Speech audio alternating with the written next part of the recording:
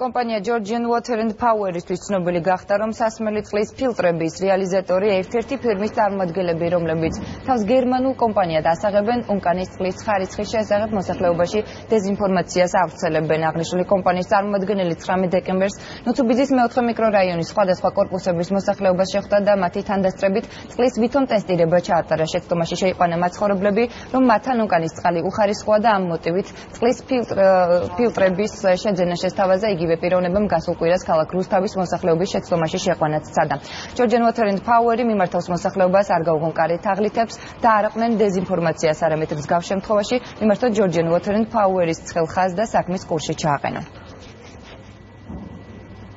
24 საათის განმავლობაში ლაბორატორიაში ხდება სასმელი წყლის ქიმიურ მიკრობიოლოგიური კვლევა. სასმელი წყალი შეესაბამება ყველა ეროვნულ და ასევე მსოფლიო ორგანიზაციის რეკომენდაციებს და უნებელია ადამიანის ჯანმრთელობისთვის.